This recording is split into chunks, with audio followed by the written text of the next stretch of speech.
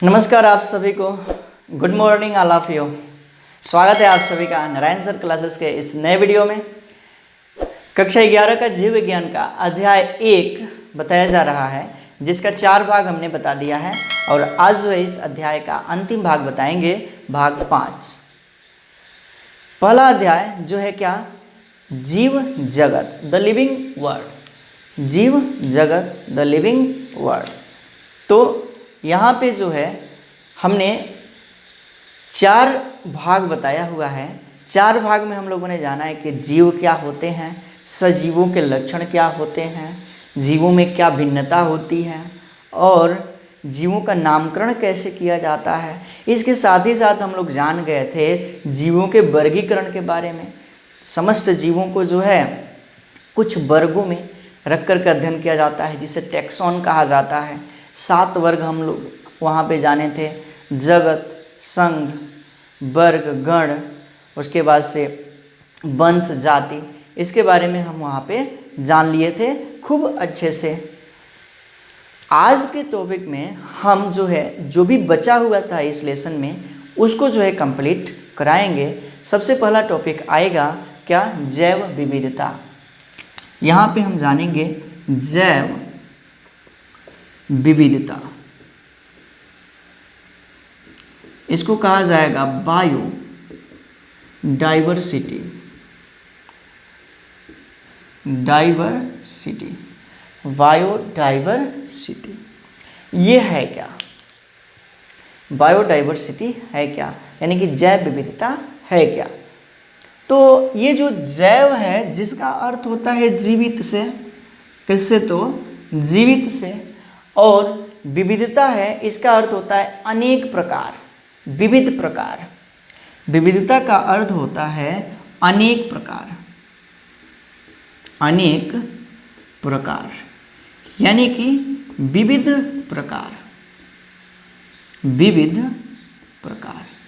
यानी कि कह सकते हैं कि पृथ्वी पर विविध प्रकार की जीवों की जातियां ज्ञात है।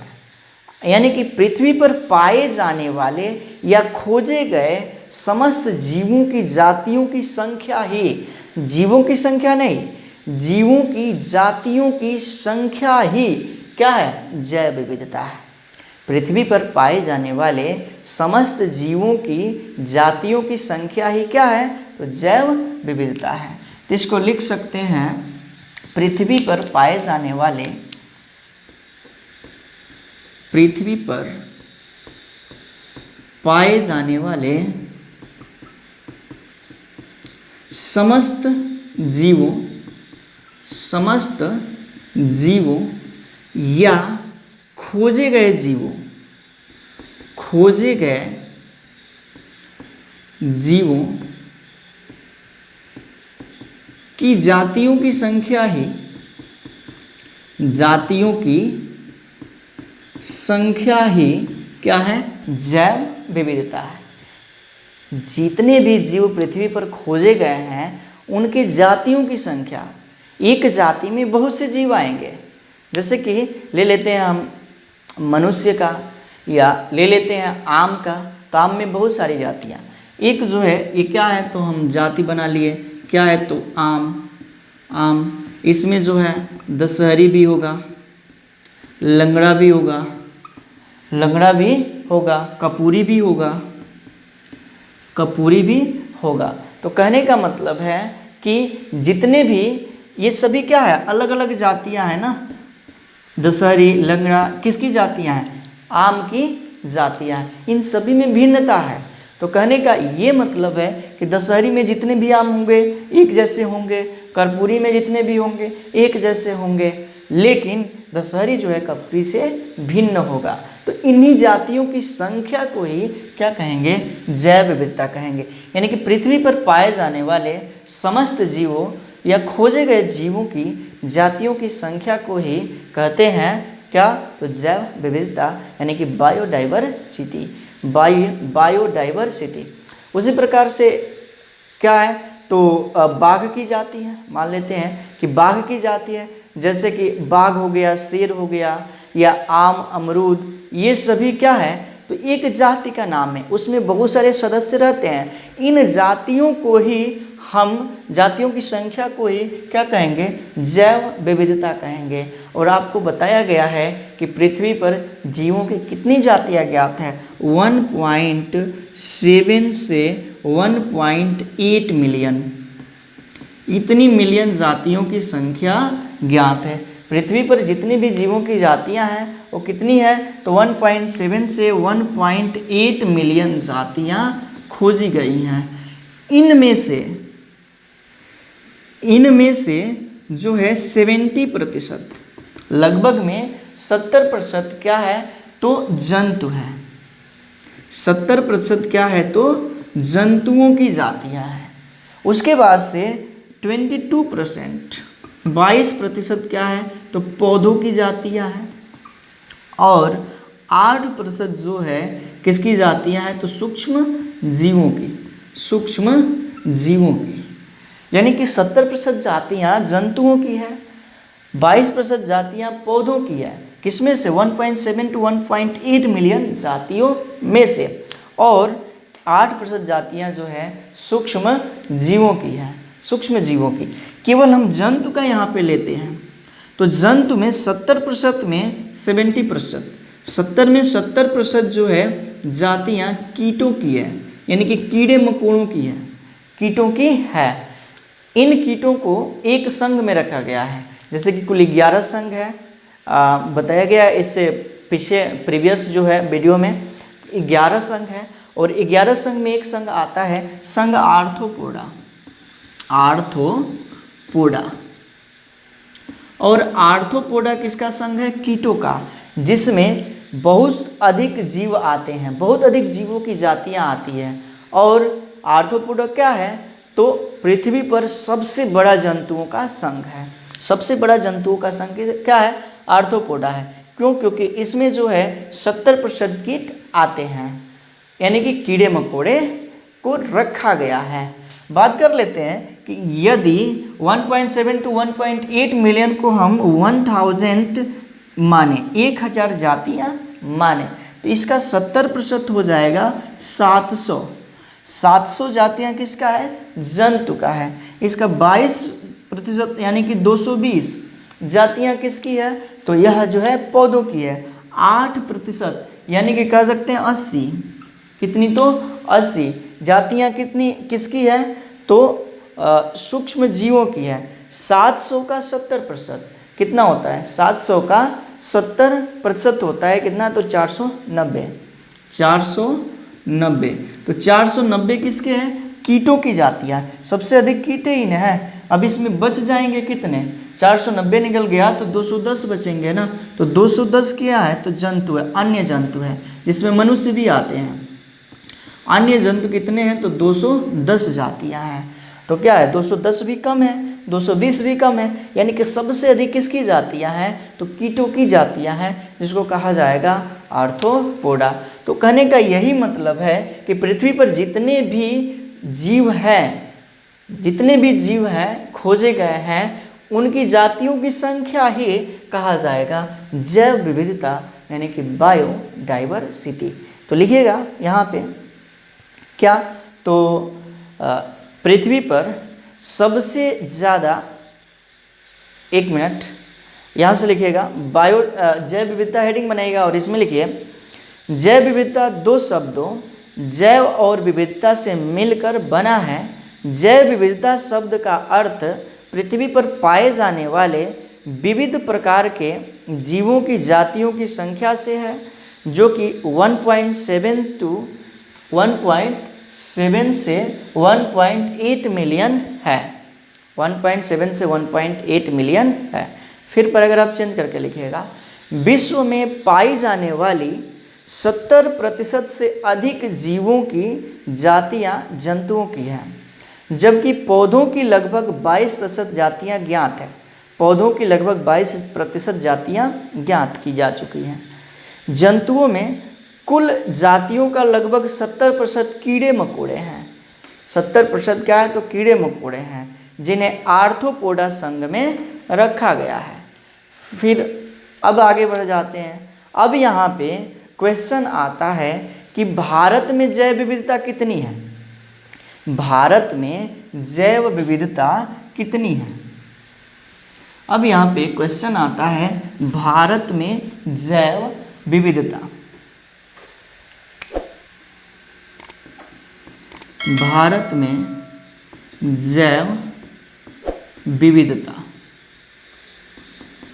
तो भारत में जो है जैव विविधता के बारे में जानना है, तो इसके लिए हमें जानना पड़ेगा मेगा विविधता वाले देश, और इसकी संख्या कितनी है, तो 12 मेगा विविधता वाले देश, विविधता वाले देश।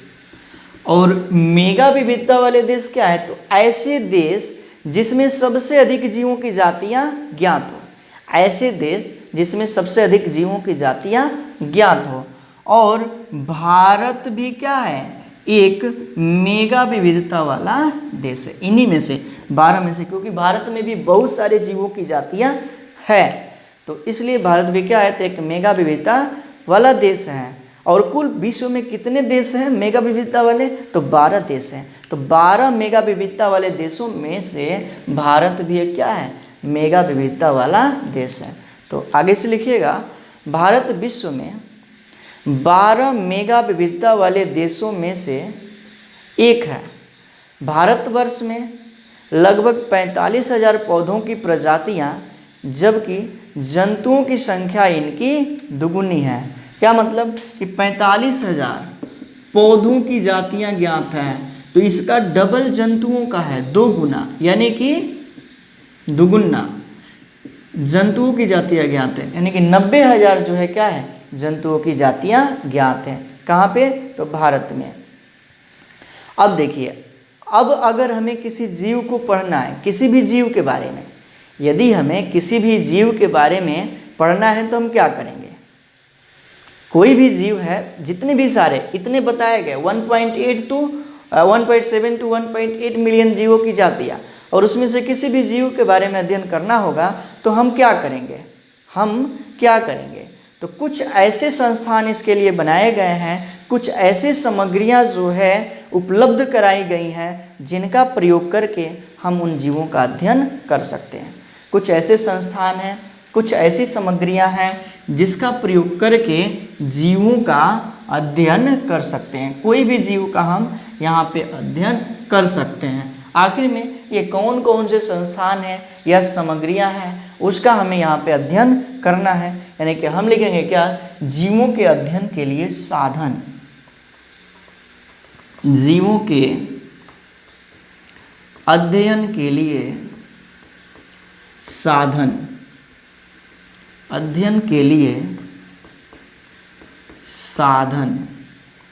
कौन कौन से ऐसे साधन होगा जिसका उपयोग करके हम किसी भी जीव का अध्ययन कर सकते हैं। तो सबसे पहले जो आएगा वो है क्या, संग्रहालय, यानी कि museum,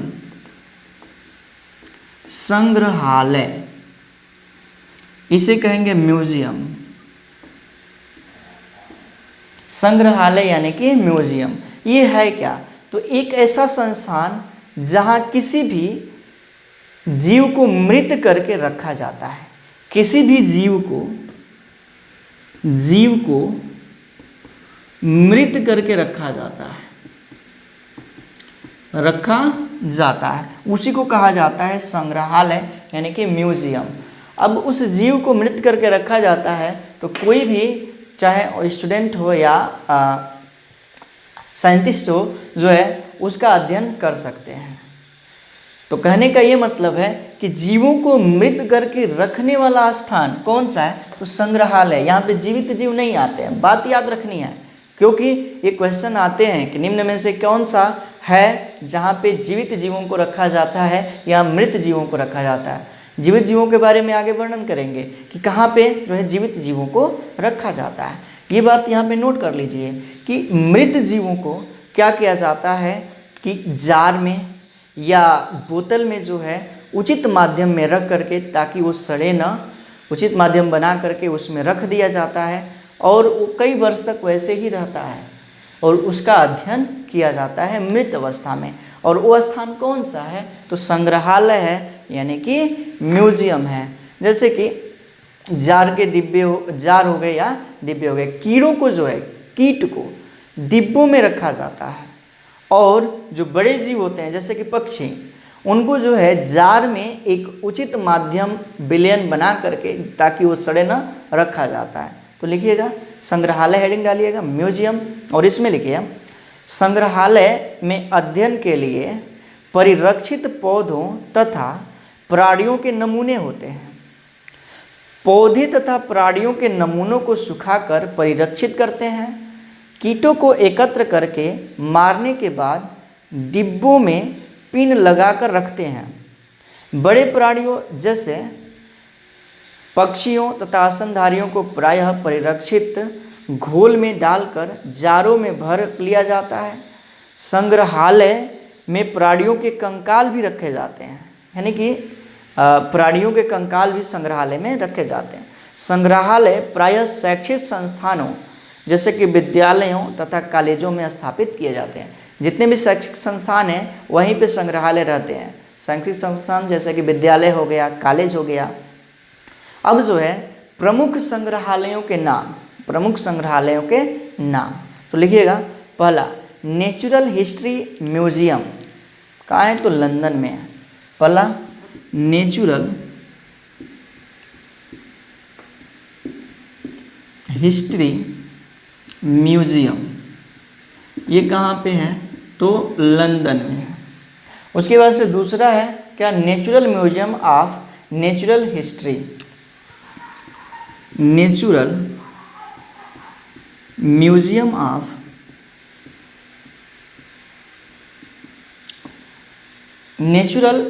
of natural history, natural history, ये कहाँ पे है? तो ये जो है न्यू दिल्ली में है, न्यू दिल्ली में है। ये कहाँ पे? तो नेचुरल हिस्ट्री ऑफ दूसरा natural museum of natural history कहाँ पे है? तो न्यू दिल्ली में है। अगला जो है prince of Wales museum, prince of Wales museum. अगला होगा प्रिंस ऑफ वेल्स म्यूजियम, ये कहाँ पे है? तो ये है मुंबई में, मुंबई में। उसके बाद से अगला है पोस्ट म्यूजियम, चौथा पोस्ट म्यूजियम, ये कहाँ पे स्थापित किया गया? तो अंडमान निकोबार द्वीप पर, अंडमान निकोबार द्वीप पर। उसके बाद से पांचवा होगा इंडियन म्यूजियम, इंडियन म्यूजियम, ये कहाँ पे है? ये जो है कोलकाता में है, कोलकाता में। उसके बाद से छठा होगा महाराजा सवाई मान सिंह म्यूजियम, महाराजा सवाई मान सिंह म्यूजियम। और ये म्यूजियम कहाँ पे है? तो जयपुर में, जयपुर में। ये 6 के 6 म्यूजियम याद कर लीजिएगा, क्योंकि ये बहुत ही इंपॉर्टेंट है। पहला नेचुरल हिस्ट्री म्यूजियम लंदन में, दूसरा natural museum of natural history New Delhi में, तीसरा prince of Wales museum Mumbai में, चौथा पोस्ट म्यूजियम अंडमान निकोबार द्वीप पर, और पांचवा है इंडियन म्यूजियम कोलकाता में, और छठा है महाराजा सवाई मान सिंह म्यूजियम जयपुर में, महाराजा सवाई मान सिंह म्यूजियम जयपुर में। अब हम आगे बढ़ेंगे और जानेंगे अगला जो आएगा क्या? तो साधन वह होगा प्राणी उपवन अथवा चिड़ियाघर।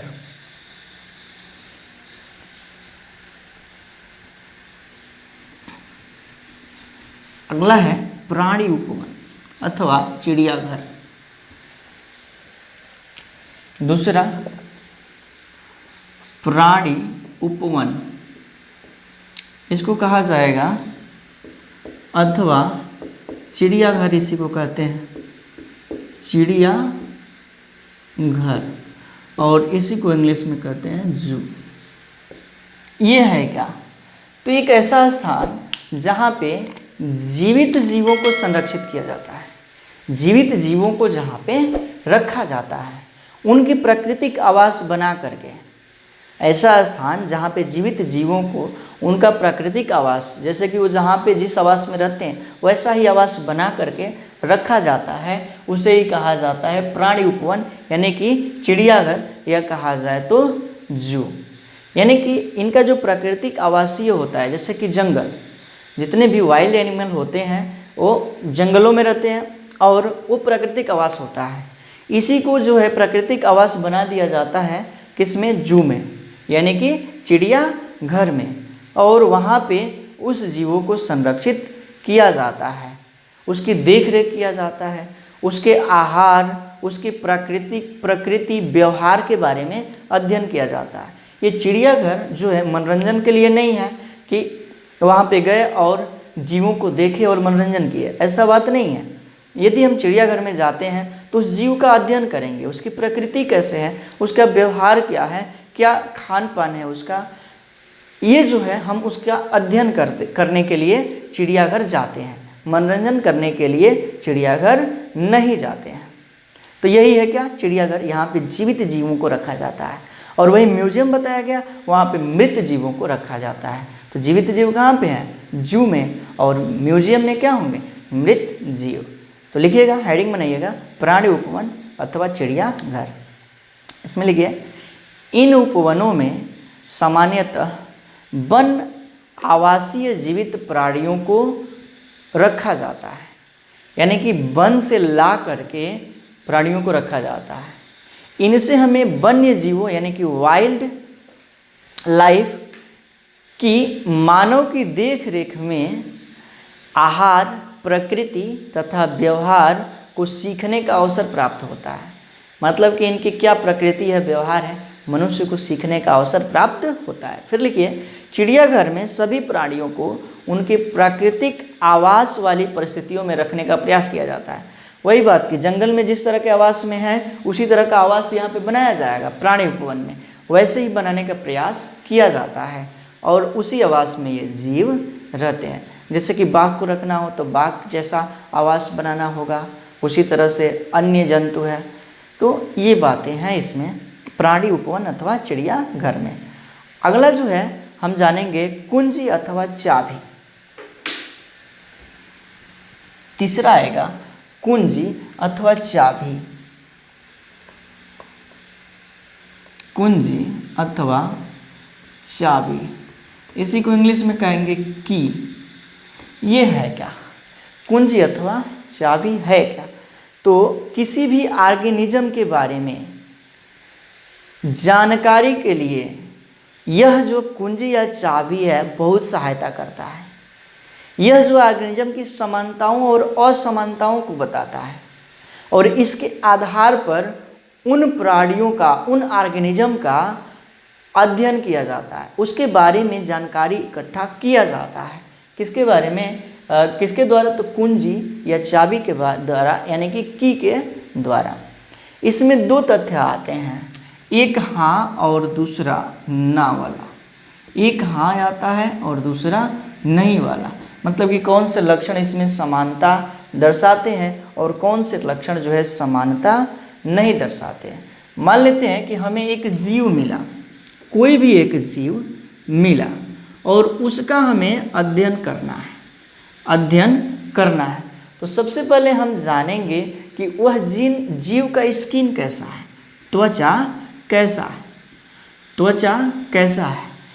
त्वचा जो है ड्राई है कि गीला है, ड्राई है कि गीला है। यदि ड्राई हाँ है तो वह जीव कौन सा हो सकता है? वह जीव कौन सा हो सकता है? तो सैलामेंडर हो सकता है। वह जीव जो है सैलामेंडर हो सकता है यदि है तो, और यदि नहीं है, हाँ है तो सैलामेंडर है, यदि नहीं है, नहीं है तो क्या किया जाता है? फिर से जो है उसका अध्ययन किया जाता है, उसका लक्षण देखा जाता है कि उसके बाल, उसके शरीर पर बाल है कि नहीं है, हाँ है या नहीं है। यदि हाँ है तो वह छिपकली हो सकता है, यदि हाँ है तो वह लिजार्ड हो सकता है, और यदि नहीं है तो वो क्या हो सकता है। यदि नहीं है तो वह जीव क्या हो सकता है, तो उसका हम अगला लक्षण देखते हैं। उसका जो है हम अगला लक्षण देखते हैं क्या, तो अगला लक्षण क्या होगा, तो उस पर जो है फिंगर है कि नहीं, उंगली जैसी रचना है कि नहीं, अंगुली जैसी रचना है कि नहीं। यदि है तो वह टाइगर हो सकता है या मनुष्य हो सकता है, बंदर, गिबन आदि हो सकते हैं। अब देखेंगे कि अंगुली में किस तरह की संरचना है, अंगुली में किस तरह की संरचना है, ऑपोजिबल थंब है कि नहीं, मतलब क्या सभी अंगुली जो है अंगूठे को टच करती हैं कि नहीं। यदि टच नहीं करती हैं तो अपोजिबल नहीं है, अपोजिबल नहीं है तो वह जो है टाइगर हो सकता है, अपोजिबल नहीं है तो टाइगर हो सकता है। यदि अपोजिबल है तो वह क्या हो सकता है, तो मनुष्य हो सकता है, गोरिल्ला हो सकता है, कुछ भी हो सकता है। लेकिन क्या वह पादों से चलता है, पैरों से चलता है, खड़ा होकर के चलता है, यदि इस तरह से है तो वह मनुष्य है। क्या है, तो मनुष्य है। ये सब की मिलते हैं, हमें कुंजी मिलते हैं, जिसके द्वारा हम जानते हैं कि उस जीव का क्या समानता है, क्या आधार है। ये सब बातें यहाँ पे हमें जानने को मिलती है। तो लिखिएगा, इसमें हेडिंग बनाइएगा कुंजी यानी कि चाबी, और लिखिए यह एक अन्य साधन सामग्री है जिसका प्रयोग समानताओं एवं असमानताओं के आधार पर पौधों तथा प्राणियों की पहचान में किया जाता है। पहचानने के लिए प्रत्येक वर्ग की संवर्ग जैसे कि कुल, वंश तथा जाति के लिए अलग अलग कुंजी की आवश्यकता होती है। यानी कि कुल, वंश, जाति के लिए अलग अलग कुंजी की आवश्यकता होती है। फिर लिखिएगा, विस्तृत वर्णन को लिखने के लिए नियम पुस्तिका यानी कि मैनुअल्स, मोनोग्राफ यानी कि पुस्तक जिसमें एक विषय पर पूरी जानकारी हो, उसके बाद से तथा सूची पत्र अन्य साधन है। फिर लिखना है, इसके अतिरिक्त सभी पहचान में भी सहायता करते हैं। ये इसके अतिरिक्त सभी पहचान में भी सहायता करते हैं। उसके बाद से अगला जो हेडिंग आएगा वो है फ्लोरा।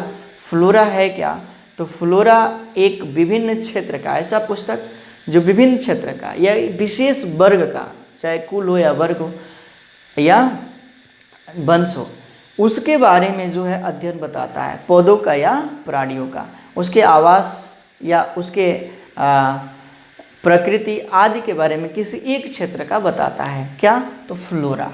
अगला जो लक्षण आएगा फ्लोरा, अगला जो साधन आएगा फ्लोरा। तो इसके लिखिएगा, फ्लोरा पुस्तकों में किसी क्षेत्र के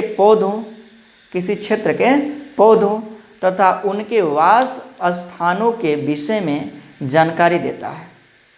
ये उस विशेष क्षेत्र में मिलने वाले पौधे की जातियों की विषय सूची देती है।